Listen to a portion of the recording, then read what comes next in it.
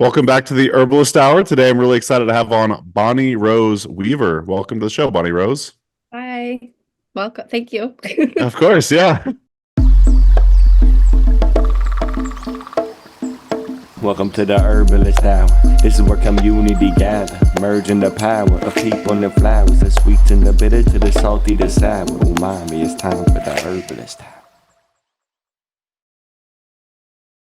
We're going to dive into your background a little bit, but before we do that, I know you're an artist as well as an herbalist and an author, but I just want to know the significance in your logo.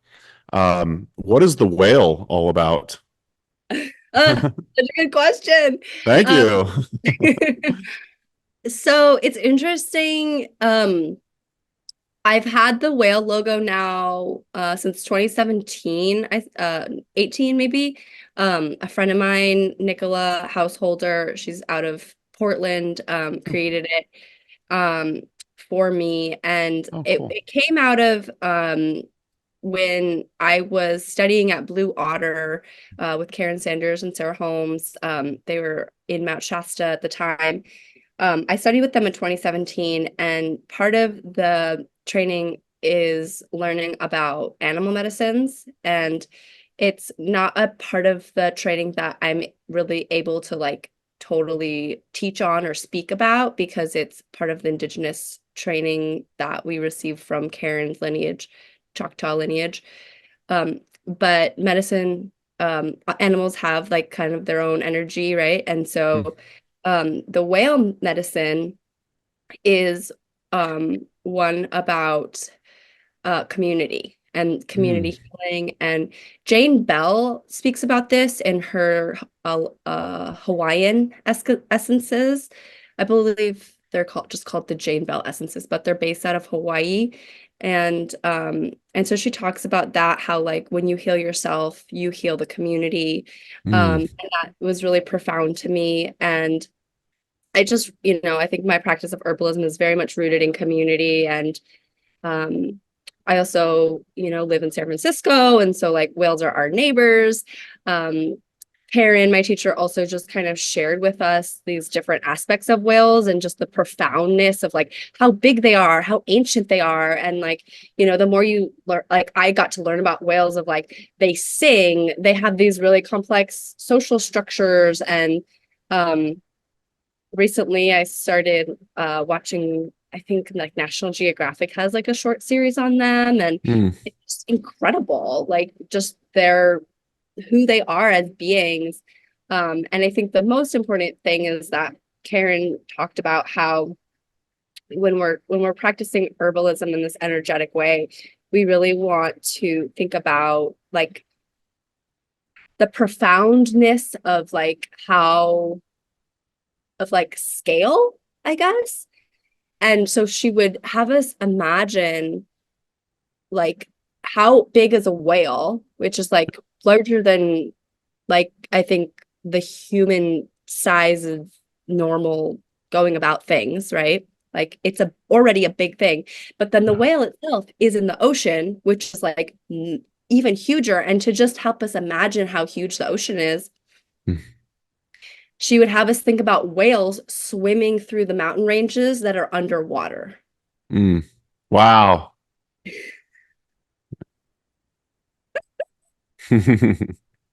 So, just having that kind of like that feeling and that energy, like as we imagine that picture, like coming into us and like feeling just like how expansive like this life can be and how this world can be. And a lot of what we learn at Blue Otter is about like helping each individual find like themselves and their unique vibration.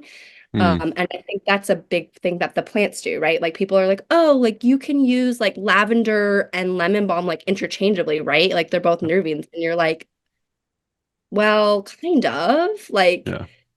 they're different. Like they might live in the same neighborhood, but like they live different houses. Like they don't have the same house key.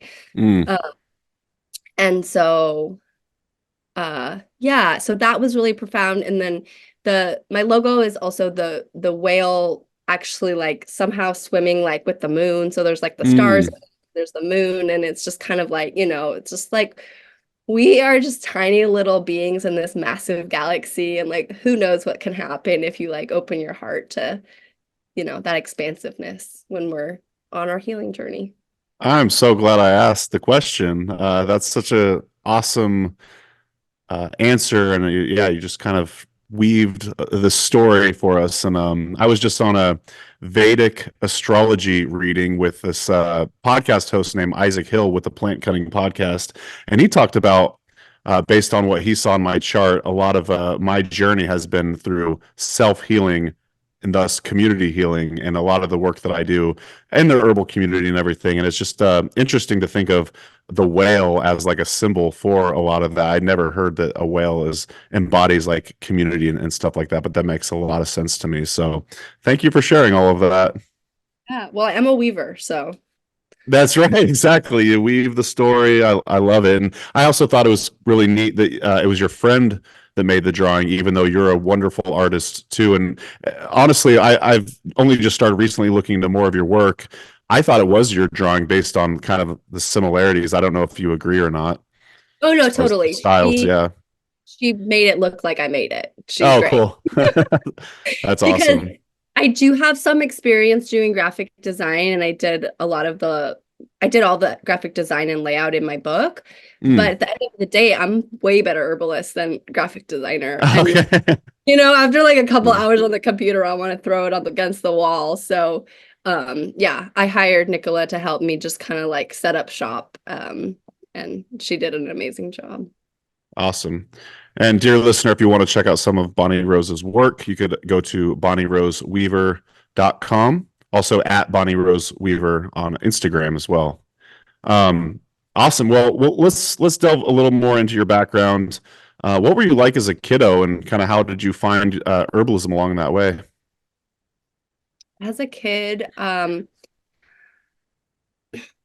I think about my little kid self, I was silly. I really liked being kind of like unique and like weird. Like that was a word I really identified with.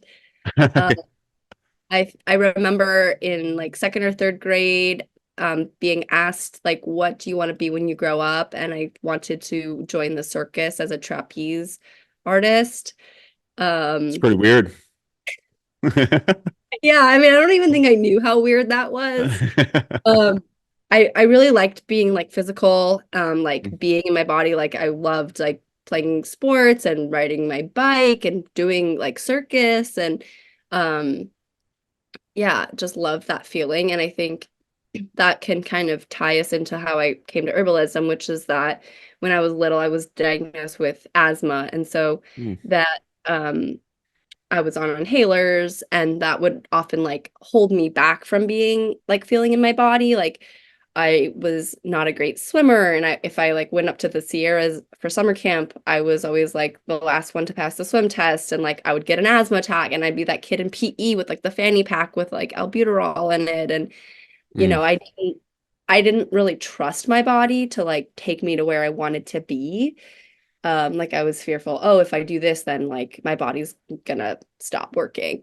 And I didn't have super severe asthma. It was pretty mild, but I was on like steroids, and I think, yeah, I didn't grow up in a way that like I grew up in San Francisco, and like my parents are just like more like Western minded people. Like herbs were not in the house, where they were not like even an option. And I hated going to get healthcare. Like I hate it. I would like have like panic attacks when I would get my shots, and I think, yeah, it was like a traumatizing experience. And so then when I was 18, I moved up to Olympia, Washington, and I went to college there.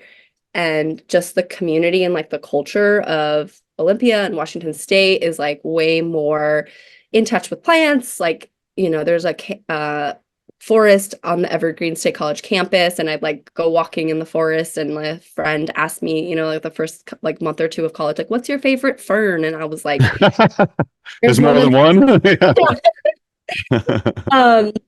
me, the forest was just all green. It was all the same stuff. And Yeah, I slowly kind of just got exposed to like people have their own vegetable gardens, and when they're sick, they go to the herb shop. And I think over time it just kind of became more and more in my consciousness. And then one day I was just like ready for it and I had some time, and I went down to the herb shop and I read in a book, I believe it was this book that I have right here, Herbal Oh, Medicine, Part of the Earth, classic. by Cheryl Tilgner, and she has some good like anti asthma recipes in there. And I just gleaned from that and put together something, and I drank that tea for probably about 3 months, solid, and actually maybe up to a year. But I think around 3 months is when I started to really notice like I did not feel like my body was gonna fail. I did not need my inhalers. That was in early 2010, and I haven't taken inhalers since then. Um, and like have shared that story with a lot of people. And I think it's really meaningful to others, but it's also like probably the most important thing that's happened in my life, which was like feeling, strong and healthy, and that like I can help myself and that the plants can help me. And I think coming from the city and coming from a place that is very like westernized, like I mean San Francisco is known for like the hippies and the like counterculture movements of the 60s, but growing up in the 90s and then living through like different tech booms in the city, because I've Mm, mostly lived here since graduating from college. You know it's not that, it's just a very urban Western place. And so, realizing that there's just so many people in the city who don't have access to parks or plants or herbs, um, and realizing like I got to do that, I basically just from then on have been committed to sharing this with others, and in particular, people in San Francisco. love it. Yeah, that's about the most evergreen student question you could ask someone is what's your favorite fern? That one's pretty funny. Did you ever end up going to the dandelion seed conference when it was there in Yeah. Olympia? Oh, awesome. Yeah, I got to Yeah. go and I taught at it one year. I taught a Nice. medicinal plant cultivation um, session with a farm that was going on up there at the time too, rose root herbs. Yeah, I love Cool. dandelion. And Dandelion Seed Conference was a fundraiser for the Olympia Free Herbal Clinic, which is also where I had my first ever herbal consultation. Wow. Yeah. Can you share with who, Um, if you I recall? don't recall in this Huh. moment. Yeah. That's all right. Yeah, I went to that event twice. In fact, I spent my 30th birthday there, which was Oh. super awesome. Yeah, that was actually this October will be 10 years ago. So yeah, that Olympia holds a special place in my heart. I love it there. I'm a Eugene, Oregon kid, which is actually where Cheryl Tilgner, the author of that book, is from. So very cool. Well, did you have anything to add to that, Bonnie Rose? Oh, I think maybe we have been in the same room before. If I would guarantee it. Yeah. I probably went yeah, twice for my the once for my 30th birthday, and I think I went the year before. I'm pretty sure I was only there twice though. Just a quick break from the show to let you know about our herbalism freebies. So if you'd like to get a bunch of ebooks, herbal community discounts, videos, audio lessons, all the above and more, you could go to herbrally.com, and at the top of the navigation menu, you're going to see a button that says freebies. So when you fill out that form, you're going to be signing up for our email newsletter, and in exchange, you're going to get a ton of herbalism freebies, and you're going to love the email newsletter because it updates you on herbalism events, new YouTube videos, etc. So I know you're going to love it. So thank you so much. And now back to the show. But I was just in Olympia a few months ago. I got to hang out with Gene Madrone and Sean Croak. Yeah. I'm sure you know them. And yeah, we did some plant walk stuff with each other. And yeah, it was super fun. So And um, those folks, G Madrone and Sean, like those are people who like they were the first herbalists I knew. And I don't know that like they know that's that, cool. or they Yeah, know that, like I hold a special place in my heart that for is them. so cool. There are people who like, were like, I'm doing this, and I'm like, what? I want to do Like, that. you can do that? Like that's a Yeah. thing? Like how? So yeah, they're really special people and wise plant people. They're so knowledgeable, and yeah, going on that plant walk with them a few months back, I guess it was probably even last summer now, like I just love them so much. And yeah, they're super knowledgeable, super kind, and yeah, I love Olympia.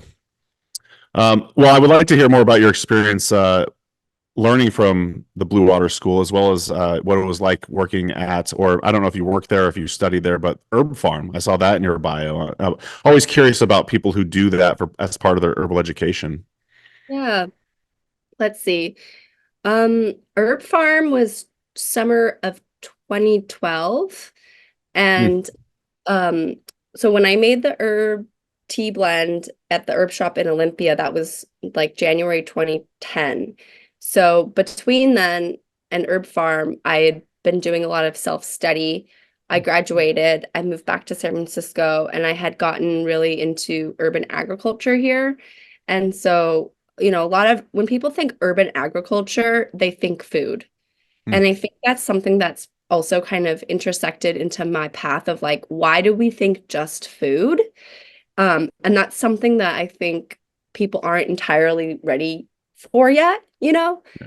It's almost like I think a Western thing of like production and like utility and um I'll say we because like I'm probably in that mental boat of like we think like native plants like those are good for the environment or so, like some kind of like category of like this is for that there's the bee people who they make honey, and then there's the people who care about the native plants and the food plant, and it's like, and so then I'm over here like, can we get some herbs and Oh, a right. lot of herbs. Like the first urban farm that I worked at was Little City Gardens, and so many of the way I started working with the herbs was just because those herbs were weeds. Like I was weeding out the plantain in between the kale, and I started working a little bit with like chicory, and Hmm. there was a lot of volunteer calendula that they didn't mind if I picked, and yarrow, and then I made like my first salve and my first bitters, and I loved being outside. I think as a millennial, like I came out of college and it was the recession, and like I had a college degree and I worked at a grocery store for minimum wage, and I was just like, F all of this, like what? And I just didn't know what I wanted to do. I didn't really have like any goals, but I just knew that I loved being outside. And so that's, I think, a big reason of why I went to Herb Farm, as well Hmm. as the price. Like, just to be completely honest, like I believe that we need to, you know, pub make herbal education more of like a public resource, because it's just so cost prohibitive. Like, it's expensive, and then there's no guaranteed job at the end of it. And so I think, yeah, like having the herb farm program be like a work trade is really what That's it's cool. and yeah, it was the herb first training I did. And so I think it's really interesting because it is, this big company. But the way that they did the internship was like, we didn't go to like the company HQ until like the last week or something. And there's just so much that they really focus about like being in the fields. And there's a person there, Mark Disharoon, who's Hmm. one of the main farm workers and managers, and he's an incredible herbalist. And he was the first person I ever did like a plant spirit meditation with, Cool. and really just like leading from that point of like, look at how far these plants can take you, um, which I think is really different than like the external herb farm, which is like 3 to 4 dropper fulls, 3 to 4 day. Right. And that's like a pharmaceutical dosage.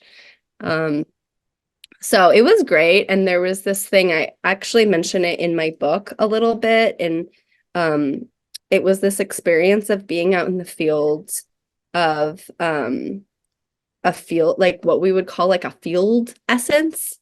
It's on page 31 if folks have the book or they want to get it. But basically, like, there's this wild thing of if you've never been in an acre of echinacea in full bloom, like it's so trippy. And it would happen again and again and again. But basically, like the flower essence or like the spirit medicine of a plant would kind of like enter us as we were harvesting the herbs and working with them. And it was just really, really profound, you know, like being out in echinacea, and there's just like so much joy. Or every week on Wednesdays, we would harvest calendula, and like just seeing the field change from like orange to green over the course of the day, and seeing how as you pick, you know, over the season, the plants get taller and they start making more buds, and it takes us longer to get through the field. So then like by the end of summer, we could only get like halfway through the field of calendula. Yeah, it was just like this. I want to feel like I was like submerged into it. And like a lot of really great teachers. I mean, I think it's a great program. I think I wouldn't, you know, be the herbalist I am today, or I wouldn't have had the access that I had because, like I said, it was free, and I felt like it was a fair exchange. I mean, it's definitely like small living quarters and, you know, like things that you have to sacrifice. And I don't know that I would like do it now, as you know, like, you paid your dues. yeah, 12 years later. But it was good. And then was another part of your question? Yeah, I was going to ask about the Blue Otter School, but it does sound like you would recommend to a beginning herbalist or someone just starting out on their journey that you would recommend the HerbPharm apprenticeship. Yeah, I do. I mean, I think especially if you're on the West Coast, like, you know, it's really easy to get there. And it was really interesting for me living so rurally. Did you make kind of like friends that you even have to this day there, or? I did. That's the best part about herb school, in my opinion. Yeah. I got to meet when I was there, I don't know if you know, we haven't spoken in a long time, but Sarah K. Benjamin of the Cosmic Kitchen.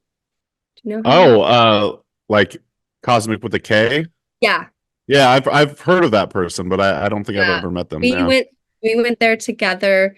Oh wow. We met there, which it's really cool because like she had been doing an herb school in Florida, and then she ended up moving out here to the Bay Area, and like she's been doing Cosmic Kitchen for a long time. And then I have another friend who, we're still really close, and like she has an 8-year-old daughter and a 4-year-old son who are my godchildren. So wow. Yeah. Go to herb school. Place. Kids, go to herb school. I am always fascinated by the Blue Otter School as well. So I just like if you could tell us a little bit about going with Karen Sanders and Sarah Holmes, which you kind of already talked a little bit about. Yeah. It took me a long time to want to go to herb school. I think, to be completely frank, there's not a lot of good herb schools. And I think and actually, as I say that, I think it's just that people don't know exactly what they're getting. And I think that way that herbalism lives in this culture, you know, it's not like certified. There's not like, you're not getting a degree, you can't get scholarships. And so it's like, it's living in this gray space that then creates this like ambiguity. And there's not necessarily like clear expectations of like what you're going to get, what, you know, how the teacher is going to show up and like what they know. And I just think that like, I see how so many herbalists just like, for lack of a better word, like struggle. And I think that a lot of that comes from how hard it is to be an herbalist, like in the 21st century in the United States. Like it's not an easy profession. And I always aim to like work on that reputation, or like really try to avoid like things coming out sideways. Cause I think that a lot of times we're just like struggling to get by to practice this craft. And I think sometimes that comes out in like, you know, herb school students feeling like they got ripped off or like they didn't get what they wanted or like it wasn't a professional school. And so like, not to name any names, but like there was just herb schools out there where I was like, why would I go there? Like, why would I pay for that? Why would like, and I applied to them, you know, and I visited them and I would sit in classes and like people are like wrapping crystals in the corner and they're like teaching about how to make, you know, like elderberry syrup. And I'm like, bro, I learned that from a book, like on my own, you know? Yeah. And so I think a big part of when I was looking for herb schools is like, what do I want to get out of it? And a big piece was like, I want to be with people who don't want to just use herbalism at home for their personal use and their families. And not that there's anything wrong with that, but like because of the way that I got into it, of like my personal journey and realizing how many people from like my community could use it, I'm just like very like social justice oriented, very like community minded. Going back to the whale, Sure. Yeah. where I'm like, I wanna go to an herb school where it's those people and teachers who like have those values. And you know, Karen Sanders and Sarah Holmes both really aim to educate clinical herbalists. And what's really interesting is that at one point, like when I first started my business back in 2014, I'm coming up on my 10-year anniversary, April 1st. And I did not want to be a clinical herbalist. Like when I first started my business, it was just so after I came back from HerbPharm, I started a medicine garden in the backyard of an apartment building that had been my mentors of urban agriculture. It was their first space. They gave it to me. And so then that's where I learned how to grow all the plants. And I just like 1849. Yeah, 1849 Nice. medicine garden. It was on the corner of 18th and Guerrero and in San Francisco in the Mission. And it was like this secret garden. And I was just like reading Richard Check's like website and books and just like trying it, you know, just like, let's see like the sandpaper on the seeds and like the cold stratification. And it was just like this big trial process. And I just poured my life into it. And a big reason I got to do that was because I had deferred going to a different herb school. I was like, do I want to pay X number of thousands of dollars to do this with like the crystals and the elderberry syrup? Or do I want to just like teach myself like how to grow these plants and like sit with them, you know? And then I started getting those messages like I had learned at HerbPharm from like the field essence and like the plant spirit meditations. And I was like the plants are my teachers, you know? Yeah. And in the city, like what a juxtaposition.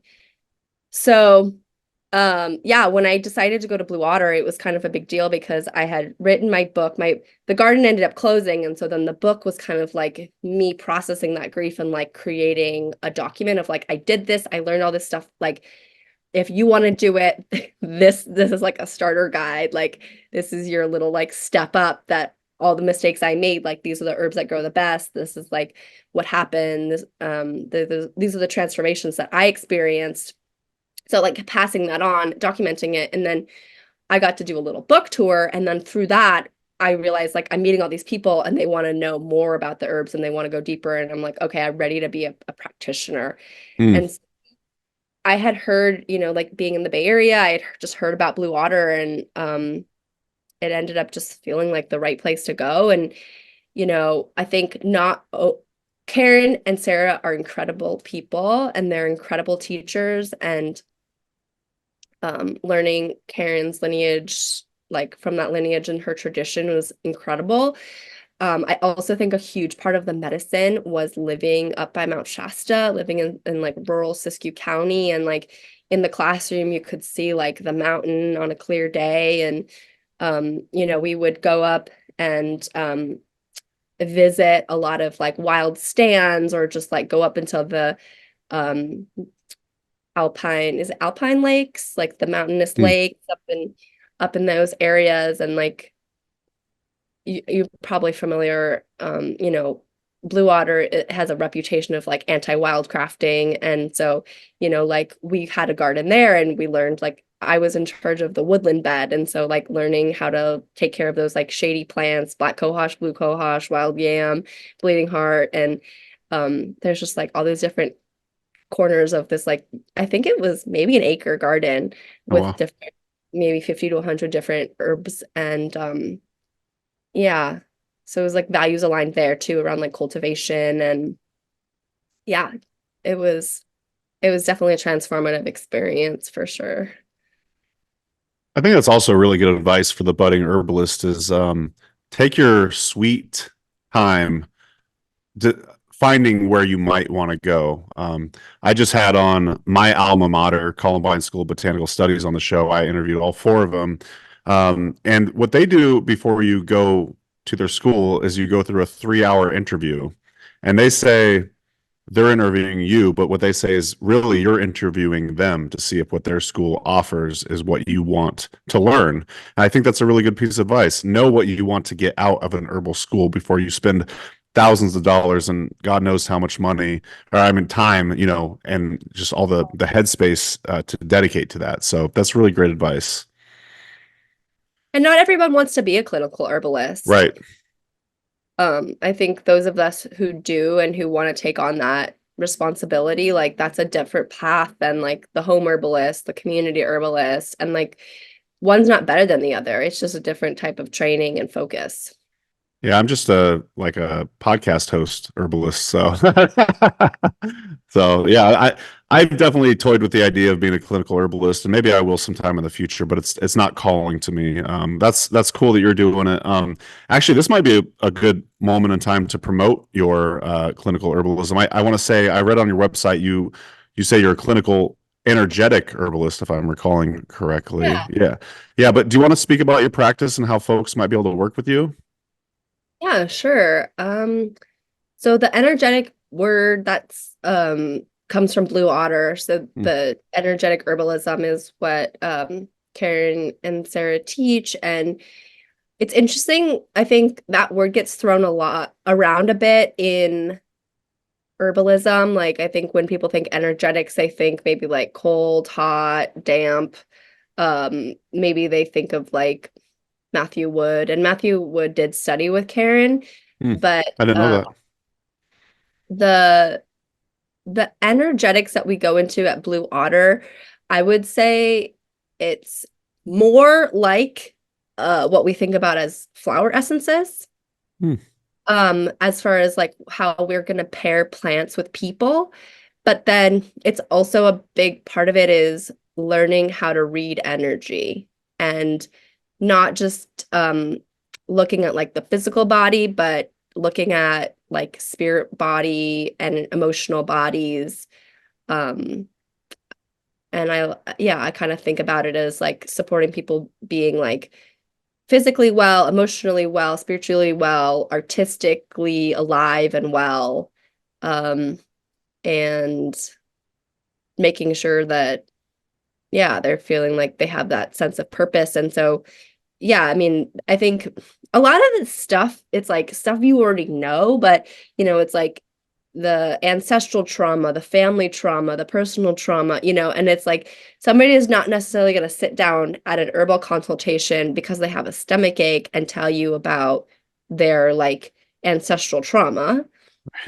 And it's connected, it's like trusting that like everything is truly deeply connected. And that doesn't mean that we're not going to overlook, are you chewing enough? Do you have enough hydrochloric acid in your stomach? Are you having ulcers? Like, that we're going to heal on like a physical level too.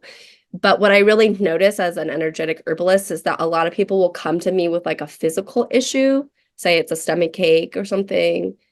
And then as we work together, we move into more of like the emotional, spiritual, energetic pieces of it, because you're kind of just like, okay, we got that off the table. Like, okay, now I'm having a bowel movement every day, like, but I'm still getting these stomach aches every now and then, and I'm eating really good food, and I'm doing my overnight infusions, and I'm getting exercise, but like, I feel like, I'm getting these stomach aches, and like, it's around this time of the year, and that's the time of year that my grandmother died and whatever, and so it's like, how do we get into that? And then you have to touch it. You have to touch it which is hard. Like Karen is famous for saying like, it ain't always pretty, like healing ain't always pretty. And I think about that as like, you know, the healing crisis of like, it gets worse before it gets better a lot of times. And I think we're not used to that. You know, we're used to going in the Western world, we go to the doctor, they make us feel better, but it's not going deep down into the root of it. And so thinking about like, okay, I have to think about that person that I lost, or I have to think about that really traumatic experience, and I have to, you know, like forgive myself, or I have to forgive them, or I have to like move that out of my body because it's like stored in there and that's why I'm getting that stomach ache. And it can just be in so many modalities. Like I think that's something that I really appreciate about my practice is while I do certainly focus on herbs and like what herbs can do, you know, sometimes I'll recommend like journaling exercises to my clients, or really just thinking about how do we do these things practically. Like if, you know, part of your stress is like you're not getting to work out enough, it's like, okay, well then what can we do to like just make it you're more motivated to like go ride your bike, you know, go pick up your library books at a different library and you have to ride your bike there or something. And so there'll be diet recommendations where appropriate, definitely like, you know, body positive and like manageable. You know, it's not like here's like 20 different things. It's like try these 2 things, and then next time we talk, we'll check in and we'll see if you're ready for some more lifestyle. Yeah, and then, you know, really trying to help people like connect with the herbs on the physical and spiritual ways. So in a formula, I'll have, you know, if let's say I'm giving a 2-ounce formula, it might be like an ounce of burdock, an ounce of chamomile, and then there's like 2 drops of, you know, an essence or something that's like a smaller part, because like we're working with those energetics of like balsam root or something, and we're doing like grief and, you know, digestion and grief, right? Like maybe that was the formula for that stomach ache person. So looking at different ways of dosing and different kind of ways that we get sick, like heartache and grief and trauma and the physical body as well. Totally. So do you primarily work with people in person or online or both? It's kind of varied. I mean, before the pandemic, I had an office and I did work in person. These days, I'm mostly doing online, although I would like to eventually do more stuff in person. I have this dream. You know, when I started going to therapy, whatever, many years ago, I met with this like student, you know, it was like a therapy student. It was like my first therapist. And we would meet in this clinic in downtown San Francisco on like the 4th floor of an office building. And I like look out and the only thing I can see is like other office buildings, and the whole freaking environment is concrete. Right. And I'm like, how is this supposed to be healing? Like, it's kind of traumatic for me to come downtown. Like I'm from the city, I live in the city, but like I live like more areas where there's parks, you know, like where there's trees. And like I'm coming downtown at like 4 or 5 o'clock when it's rush hour and everybody's trying to get on the bus. And like, this is so stressful. Like, what are we doing? And she's like, well, the dream is definitely like meet you outside, you know, like let's walk.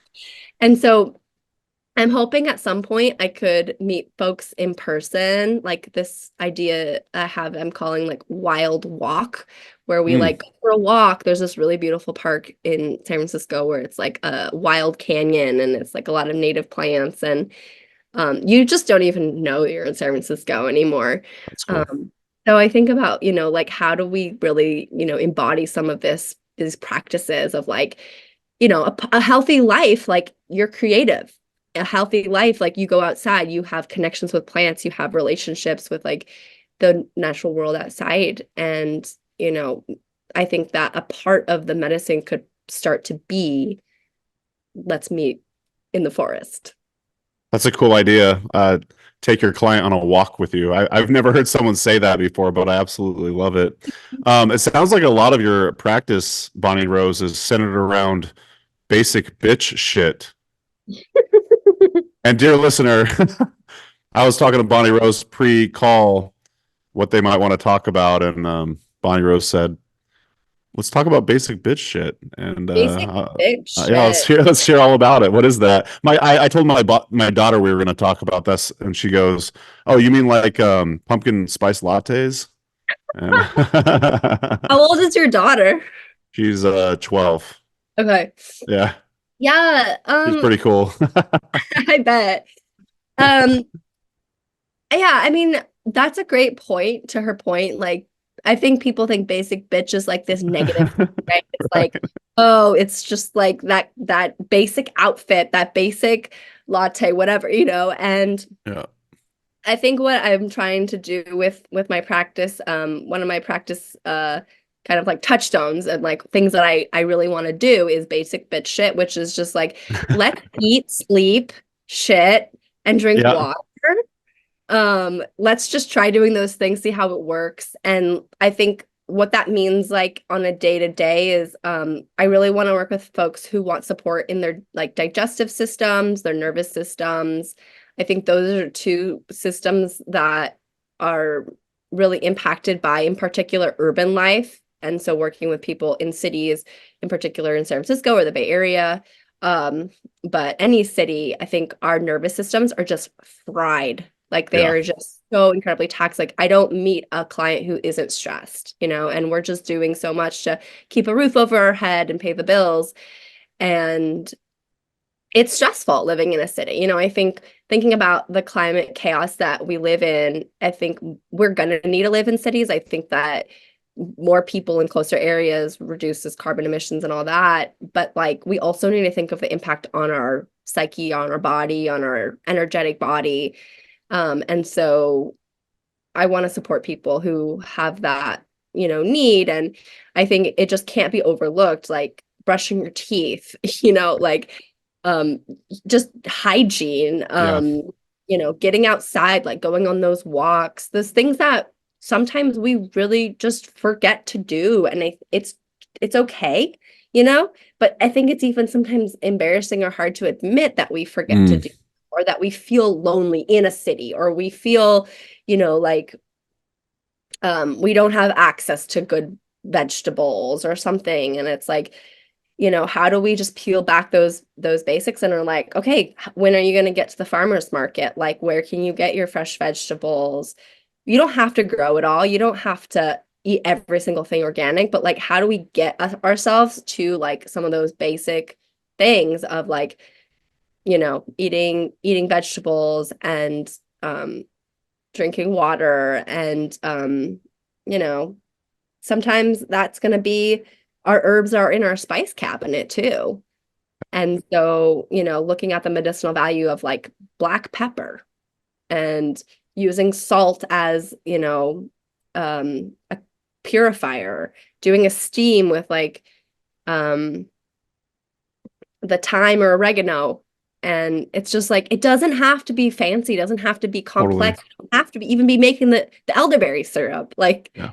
let's just, use what we have. And I think like a lot of times in my practice, I'm really trying to like reckon with this idea that herbalism is somehow elite, or like you have to know certain things, or you have to pay a lot of money to go to herb school, or pay a lot of money to see an herbalist. And I just want to break down all those barriers. And so I've really tried to focus on how do we make herbalism more accessible, Yeah. in my mission since day one. And so recently I'm that's where I'm looking at like these wild walks or doing like group consultations, because what does it mean for something to be inaccessible? So yeah, like, can we make it cheaper? Like, if the herbalist gets paid, like, can we just make it cheaper? Like, can we get grants? Can we do like a group consultation where everybody pays a little bit? And That's cool. I haven't heard that group consultation aspect. So I didn't mean to interrupt, but I've heard you say that a couple times now, and I just think that's a wonderful idea. So you're hosting these, or have you done these yet? I'm just getting started to launch the first one. I'm not entirely sure when it's going to start, but it actually comes I have to credit Gina Badger, who's also a Blue Otter herbalist up in Vancouver, BC. Oh. And they did this presentation for an AHG conference a couple years ago, and they shared it with some folks, and then that has kind of just like sparked that in me as far as like a model. And I know Gina's done it a little bit. Gina also goes by Long Spell online, and yeah, Gina's done it, and there's other people. Kelly McCarthy in the Northeast is doing it, I believe, as well. Nice. It's kind of based on community acupuncture, you know, that there are different models of like, how do we just make this cheaper and practical for people? Right. So yeah, I'm And hopeful. you're supporting the herbalists too. That means you're getting a fair wage too, hopefully. And yeah, that's just a wonderful idea. I know you've got a client here in about 10 minutes, so you got time for maybe one more question or so? Yeah, let's wrap it up with one more. Awesome. Let's do it. Well, thank you so much for your time, Bonnie Rose. This has been awesome. There's been so many, I've learned a lot, and I'm excited to re-listen to this when we edit it. So, sweet. Well, I think that you should plug your book. We have a couple times. It's called Deeply Rooted. You could get it at bonnieroseweaver.com. But I guess if you want to say anything about your book, feel free to. But I'd like to end the show on maybe, we've already talked about quite a bit of advice to the beginning herbalist and how they could approach their journey. But if you were to give any advice to the budding herbalist just starting out on their journey, want to make this their life's path, what would you tell them? And yeah, please also say anything about the book if you like. What would I tell a budding herbalist? The first thing that comes to my mind is like, drink your nettles. Amen. I think that it can't be overstated, like the self-care. I mean, it's just like you can't take care of other people if you can't take care of yourself. And it's not So like true. you can do it on Monday and not do it again until that like the weekend. Like you have to do it every day. I think that there's also a big piece, and I can hear like Karen and Sarah echoing in this of like, you know, you're gonna just have another job for a long time. Like I think that the financial reality is just so real, because you have to educate, as an herbalist, you have to not only educate people how to use herbs, but why they would even want to in the first place and what an herbalist even is. Yeah. And so I don't feel like I have another choice. I had a year. I am also like a professional teacher, and last school year I had taken a full-time job as a high school health teacher, and I just could not imagine also seeing clients, and so I put it down for a year. And that was probably the biggest teacher in my 10 years of running an herbal business, was like, I can't live without it. Like, this is my passion. This is my like in, you know, Japan, they say like ikigai, like your reason for living. And if that's you, like you have to follow that, and you have to bring it into your life. But like we were saying earlier, Mason, like it's not everybody's job to be clinical. It's not everybody's job to get to a certain level. And so I think it goes back to like what we were talking about with herb schools of like, you know, what do you want out of it? What's your goals? And I think doing some soul searching and like peeling back the layers of like, where do I want to go? What's the direction? Like find your people, find the teachers you resonate with, and like following that. Like there's nothing that has made me more happy than like feeling like I'm pursuing exactly like my life's work, you know, like Totally. being herbalist person is like what gives me meaning. And so that was a lot, but hopefully something out of that. I'm inspired, and I know you got to run, so we'll leave links to the book. Yeah. It's called Deeply Rooted. It's beautiful. Again, the art's by Bonnie Rose. I want to say there might even be other contributors in there as well. Yeah. And just also I encourage you, dear listener, to read the story of 1849 Medicine Garden on bonnieroseweaver.com as well. I'll leave a link to that as well. I thought that was fascinating. Bonnie Rose, we'll have to have you back at some point, because we still got to talk about nettle, infusions in a thermos, shiitake, all the above. But I'm glad we got to learn about basic bit shit and all you do in the wonderful herbal world. So thanks so much for your time, and we'll talk soon. All right. Thank you, Mason. You're wonderful. Oh, thank you so much. I appreciate that. Bye, everybody. We'll see you in the next episode. Take care. Bye. Thanks so much for watching today's episode of the Herbalist Hour. If you enjoyed it, please give it a thumbs up. And if you want more great herbal content, be sure to subscribe to our HerbRally YouTube channel. If you enjoy these Herbalist Hour episodes and you'd like to join us live, you can do so by becoming an HerbRally Schoolhouse member. Learn more at herbrally.com/schoolhouse. And if you want to get your first 30 days for free, use coupon code YouTube30 at checkout. So our HerbRally Schoolhouse members get access to exclusive video classes, monographs, and a lot more herbal community discounts, along with joining these live Herbalist Hour interviews. So one more time, herbrally.com/schoolhouse. Enter coupon code YouTube30 at checkout to get your first 30 days for free. All right, we'll see you in the next episode, and take care.